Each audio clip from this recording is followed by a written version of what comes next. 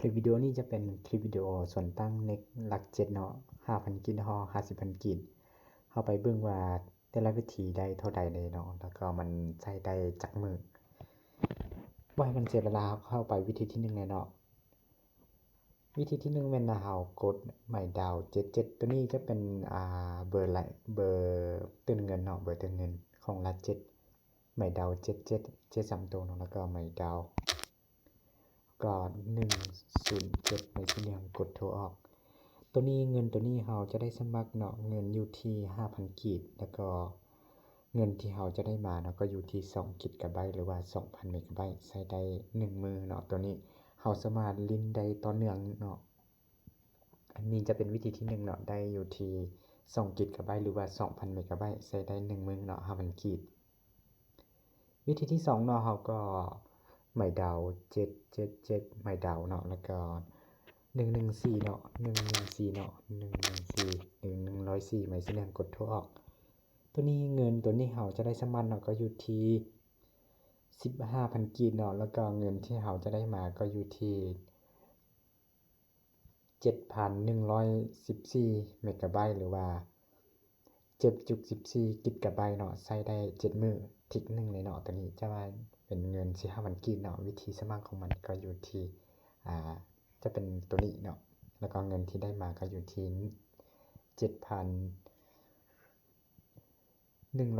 7,114 140 กิกเมกะไบต์เนาะตัวนี้เข้าวิธีที่3เนาะวิธีที่3เราก็เฮ็ดคือเก่านะมีแต่เปลี่ยนตัวเลขทางไทยตัวนี้ก็คือ114ตัวนี้เนาะเป็น103เนาะ103ก็มีเรื่องกดโทรออกตัวนี้เงินตัวนี้เราจะได้สมัครเนาะก็อยู่ที่ 4,000 กิกแล้วก็เงินที่เราจะได้มาก็อยู่ที่5 กิกะไบต์หรือว่า 5,000 เมกะไบต์จะใช้ได้สั่นมือเนาะสั่นมือละ7ตัวนี้ 4,000 กิกจะได้เงินอยู่ที่5 กิกะไบต์เนาะแล้วก็วิธีตัวนี้จะเป็นวิธีสมัคร 4,000 กิกได้5 กิกะไบต์เนาะเข้าวิธีที่4เนาะก็เปลี่ยนตัวเลข3ตัวนี้ให้เป็นเลข4เนาะไปดาว777หมายดาว104หมายสีเหลืองกดโทรออกเนาะตัวนี้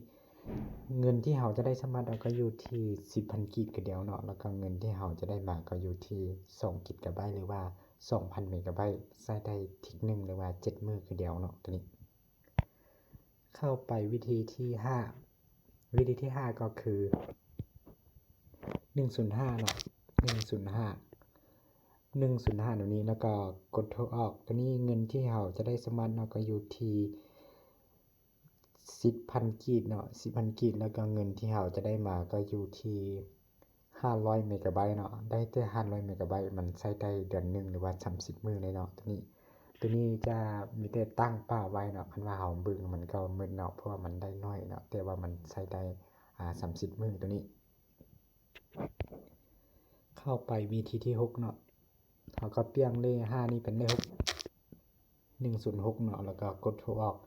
ตัวนี้เงินที่เราจะได้สมัครเนาะก็อยู่ที่ 50,000 กิกเนาะ 50,000 กิกแล้วก็เงินที่เราจะได้มาก็อยู่ที่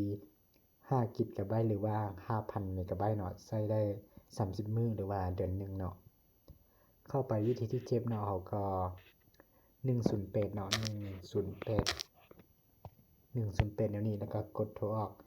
เงินที่เราจะได้สมัครเนาะก็อยู่ที่ 2,000 กิกเนาะแล้วก็เงินที่เราจะได้มาก็อยู่ที่5 กิกะไบต์หรือว่า 5,000 เมกะไบต์ใช้ได้4มื้อเนาะ